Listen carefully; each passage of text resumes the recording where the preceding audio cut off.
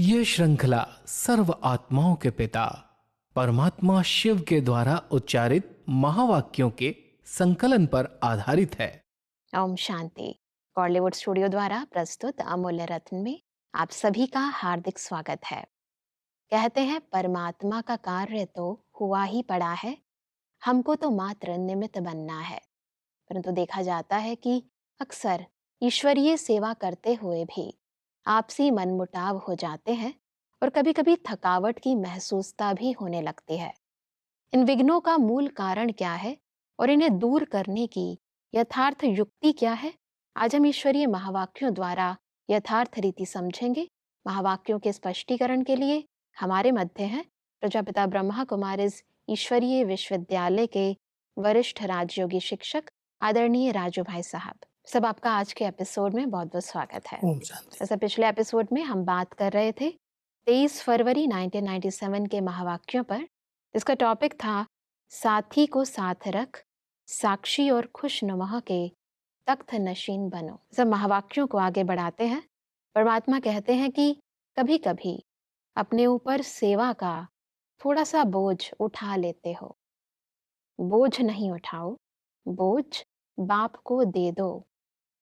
बाप के लिए वह बोझ कुछ भी नहीं है, लेकिन आप सेवा का बोझ उठा लेते हो तो थक जाते हो। सेवा बहुत अच्छी करते हो, सेवा के समय नहीं थकते हो। उस समय बहुत अच्छे चेहरों का फोटो निकालने वाला होता है, लेकिन कोई कोई, सभी नहीं, सेवा के बाद थोड़ा सा थकावट के चेहरे में दिखाई देते हैं।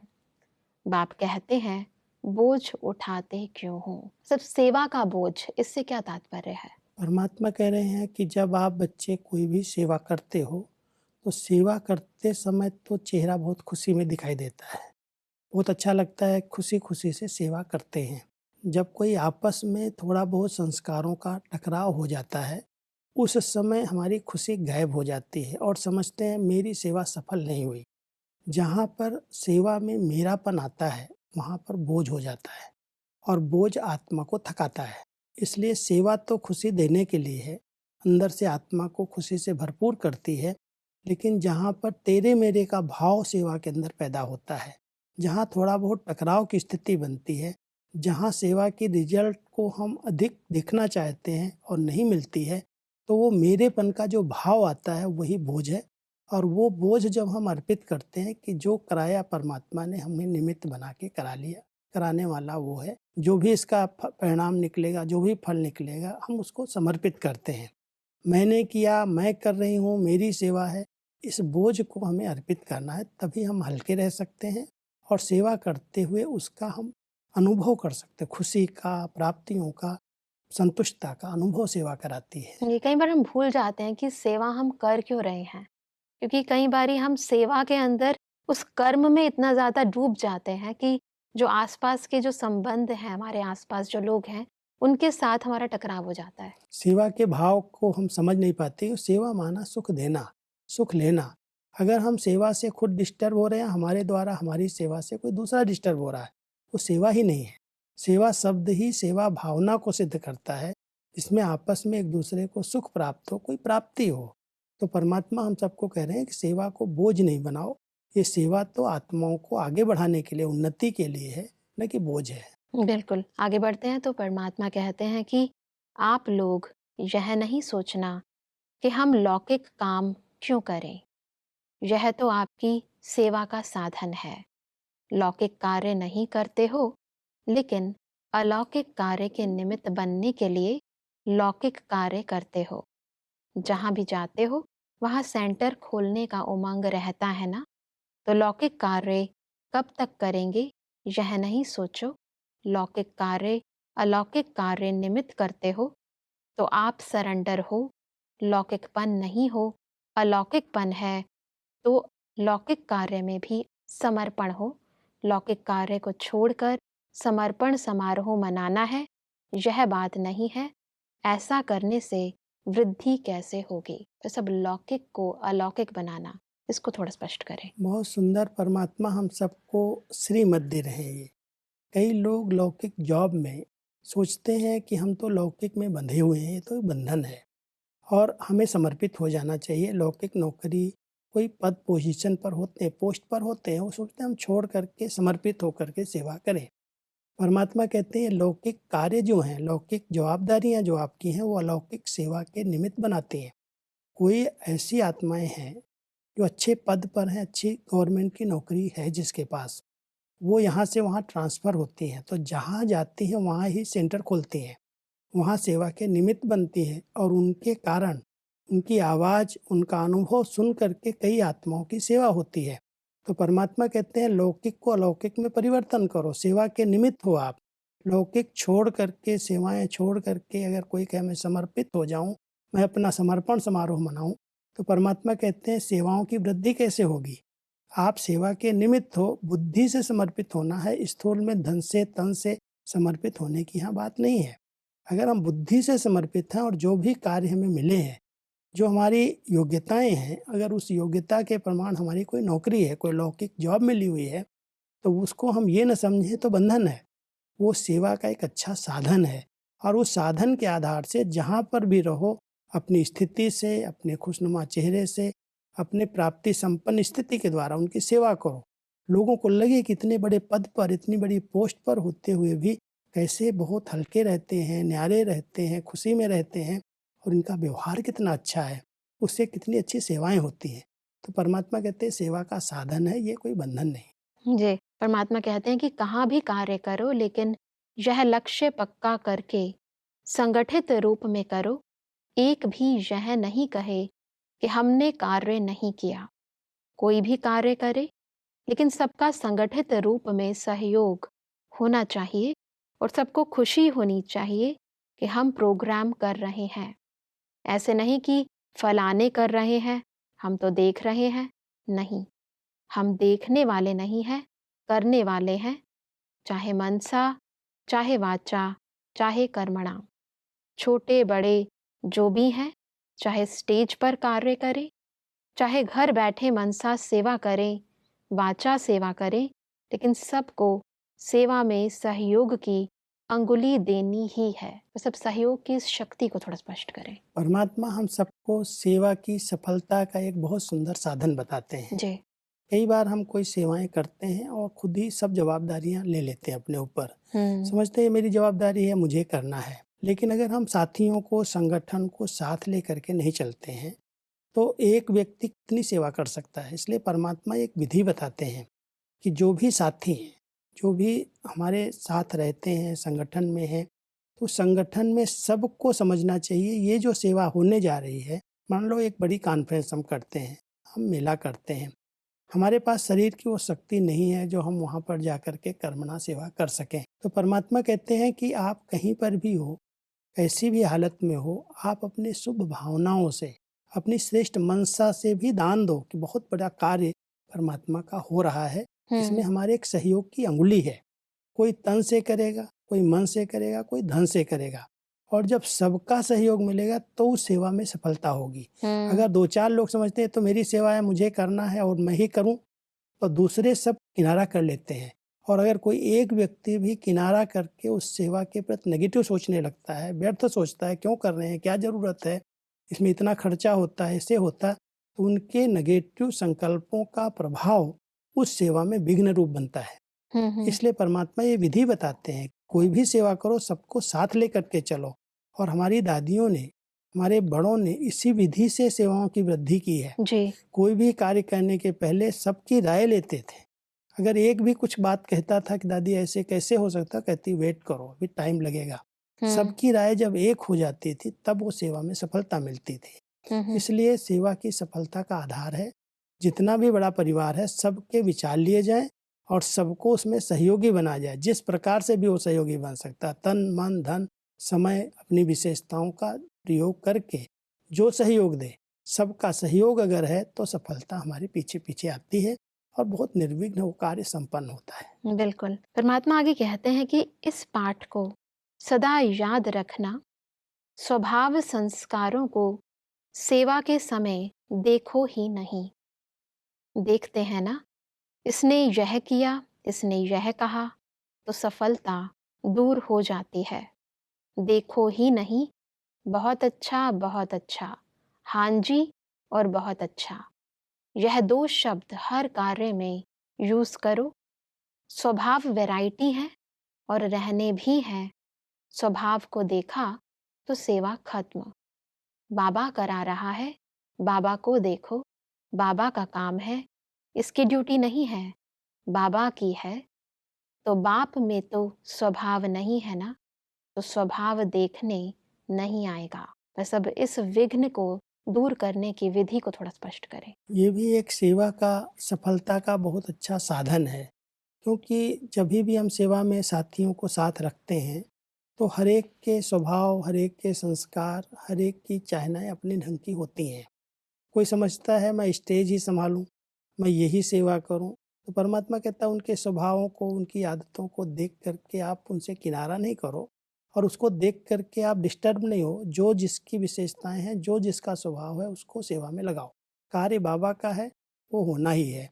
अगर आप किसी के स्वभाव संस्कार को देख करके उनसे दूरी बढ़ा लेंगे, उनसे किनारा कर लेंगे, तो सेवा में विघ्न डालेंगे।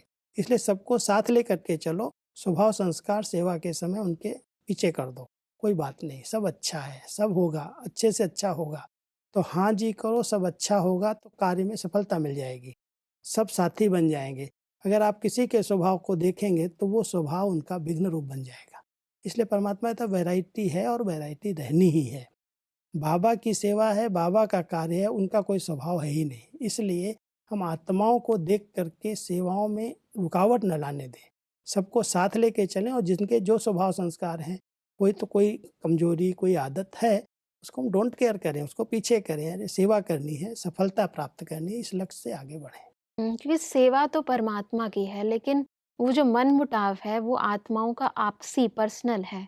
तो पर्सनल चीज़ को यदि हम सेवा में करते हैं तो उसमें बहुत बड़ा विघ्न आ जाता है और हमारे सिर पर बोझा भी पड़ता है। मनमुटाव मान लो नहीं भी है, लेकिन कोई की ऐसी आदत है, बोलने की आदत है, हर बात में करेक्शन करने की, कमेंट करने की, कुछ न कुछ करेक्शन कर देने की, कई प्रकार की आदतें होती हैं जिसको परमात्मा स्वभाव कह रहे हैं। हम्म। हम कोई सेवा करने चलते हैं, कुछ न कुछ कमेंट्स कर देंगे, कुछ न कुछ अपनी राय दे देंगे, और वो अगर हमने अंदर ले लिया, हमारे संकल्प चलने लगे, तो हम भी सेवा छोड़ देंगे। इसलिए परमात्मा कहते हैं विचार हैं, भावनाएं हैं, उन हर एक के अलग अलग स्वभाव, उनके सुनो, सुन करके जो यथार्थ है वो करो, और नहीं है तो उनको उस समय हो जाएगा, कर लेंगे, हाँ जी करके आगे बढ़ जाओ और सेवा में सफलता प्राप्त, क्योंकि सेवा बाबा की है। कोई कुछ भी कह रहा है, उसकी बातों की परवाह नहीं करनी है, सेवा करते चलो। जी, जैसे परमात्मा आगे पेपर आने पर कैसे स्थिति बदलती है उस विषय में कह रहे हैं कि जैसे आजकल का फैशन है, स्वांग बनाते हैं तो और शक्ल यानी मास्क लगा देते हैं ना। उस समय जैसे आप लोगों का चेहरा ओरिजिनल नहीं होता, मास्क लगा देते हो। कोई लोभ का, कोई मोह का, कोई अभिमान का, कोई मैंपन का, कोई मेरेपन का, चेहरे ही बदल जाते हैं। फिर परेशान होते हैं ना। दूसरा फेस अगर लगा लो तो परेशान होते हैं ना। गर्मी लगती है ना, यह क्या पहना है। तो और फेस नहीं लगाओ, अपना ओरिजिनल स्वरूप का चेहरा सदा याद रखो। वैसे मास्क बदलने से कैसे हमारा चेहरा बदलता है और कौन सा यथार्थ मास्क है, इसको थोड़ा स्पष्ट करें। क्योंकि परमात्मा हम सबको बता रहे हैं, जैसे कोई भी त्योहार आते हैं, होली आती है, या कोई भी फंक्शन करते हैं, या कोई मनोरंजन का कार्यक्रम करते हैं, तो लोगों को वैरायटी मास्क पहना देते हैं।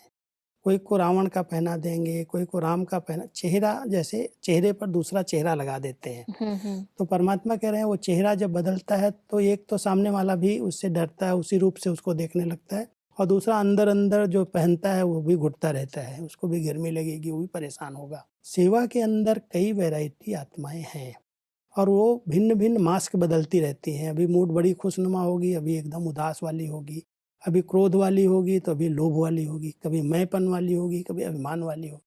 तो परमात्मा कहता है कई आत्माएं सेवा के बीच में रहते रहते वैरायटी मास्क पहनती रहती हैं और वो बदलती रहती हैं एक के बाद एक। उस मास्क को नहीं पहनो, अपने ओरिजिनल खुशनुमा मास्क को पहन के रखो, चेहरा ही हमारा खुशनुमा रहे। वैरायटी बातें आती हैं, संगठन है, संस्कार हैं, स्वभाव हैं, बातें होंगी, उनको समझ करके चलो और अपने खुशनुमा चेहरे को, उस मास्क को नहीं उतारो।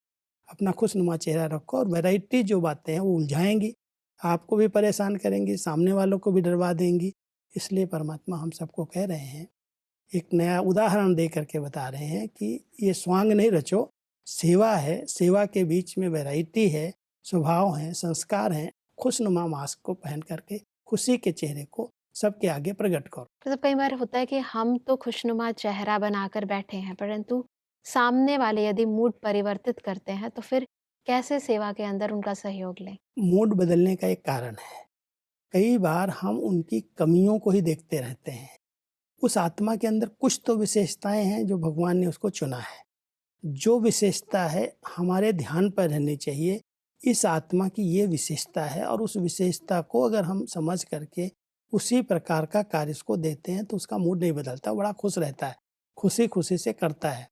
अब वो करना ही नहीं चाहता और हम उसको जबरदस्ती वो कार्य करा रहे हैं, तो कर भले ले हमारे डर के मारे या हमारे बड़ेपन के कारण, रिस्पेक्ट के कारण, लेकिन वो अंदर से खुश नहीं रहेगा, उसका मूड बदला हुआ होगा, उसका मास्क दूसरा होगा। इसलिए परमात्मा कहते हैं जब आप साथियों को साथ लेके चलते हो तो उनकी क्वालिटी को देखो, उनकी विशेषता को देखो। कई होते हैं जो स्थूल सेवाओं में बहुत निपुण होते हैं और बहुत दिल से करते हैं, उनको स्थूल सेवाओं में लगाओ। और कईयों की बुद्धि विशाल होती है, प्लानिंग होती है, अच्छे अच्छे कोई प्लान होते हैं, उनको उस प्रकार की सेवा दो।